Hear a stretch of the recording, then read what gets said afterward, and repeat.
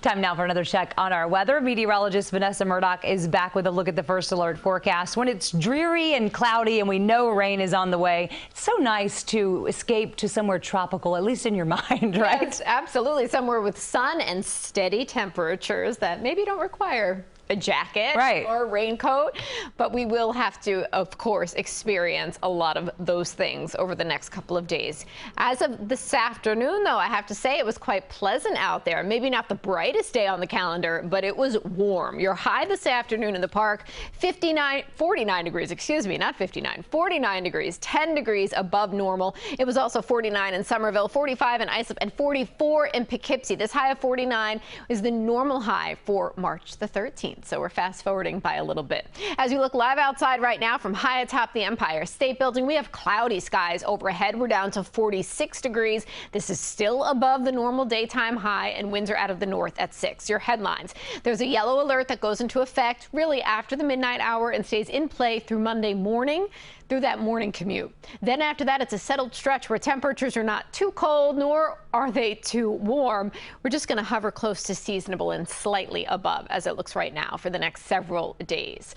As far as that yellow alert is concerned, we're going to be on the lookout for rain for most of us, but there will be wintry weather for some north and west of the city. Right now, the National Weather Service has put a winter weather advisory in place starting tomorrow morning for the western portion of Ulster County. We also see Pike County, Pennsylvania included in this, and I anticipate that some of this will be expanded. Places like Orange County might be included, maybe Sullivan County, so we'll keep a watch on this for you. But it just gives you a sense of where we anticipate some of the more significant impacts from the storm with slick roadways and maybe slightly higher accumulations.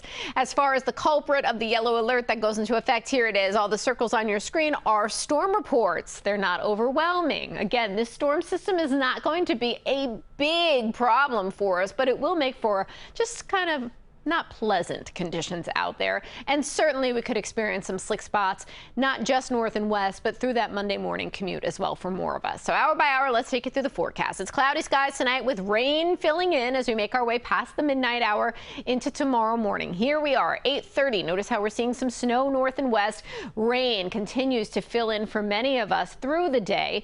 And then overnight, Sunday into early Monday, low pressure is going to start to exit. That means it also pulls cold air in with it as it goes, and more of us will start to see mixing Monday morning during the commute. That's why we're going to keep that yellow alert in effect through the drive time so that you're aware that, we could have some slick spots out on those roadways, certainly some soggy spots. As we make our way into Tuesday, skies will be much brighter and drier. Now, total snowfall, again, biggest numbers north and west. This is one model projection. We're anticipating where you see these blues. This is a general 3 to 6 inch range. Notice Monticello, this particular model, saying, hey, you could see over 8 inches. Again, general 3 to 6, maybe some hot spots. The rest of us are going to see mainly rain and a little bit of mixing happening. But rainfall could total anywhere from 3/4 of an inch to about 1 1/4 inches. So decent amount of rainfall, but flooding is not anticipated.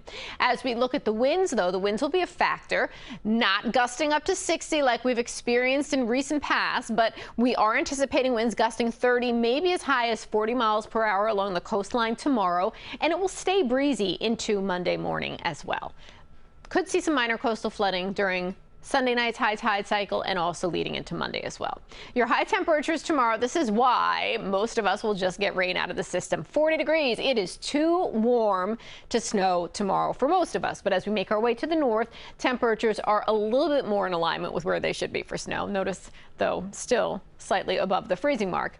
As we head into, yes, this very wet period tomorrow into Monday, we don't need any more rain. We're already running a surplus for the month of just about 1 1/4 inches. Now, maybe just kind of to talk about big game happening tomorrow on CBS2. 3 o'clock, M&T Bank Stadium, Kansas City Chiefs take on the Baltimore Ravens. In Baltimore, 45 degrees, rain and wind. They're forecast similar to what we will be experiencing here at home, but of course it will just be a little bit warmer there. Our high at home tomorrow is 40 degrees. It's a yellow alert tomorrow for rain, wind, snow for some. By Monday morning, more of us are seeing a mix of snow and rain. That includes the city as well, and maybe a little slippery for that morning commute. By Monday afternoon, we're beginning to dry out. It's 39. Tuesday, Wednesday, Thursday, Friday, Saturday, temperatures hover close to seasonable and slightly above. The forecast is completely dry. That is good news. And Friday happens to be Groundhog Day, a big celebratory day in the world of weather, when Punxsutawney Phil and also Staten Island Chuck and many other groundhogs tell us what the weather might be like. You get a day off, right? No. It is my normal day off, so, you know. Right. Yes. But meteorologists at large do not actually get the day off. No, we can't rely on the groundhog, although sometimes we wish we could. I know, that is true. All right. Thank you so much, Vanessa.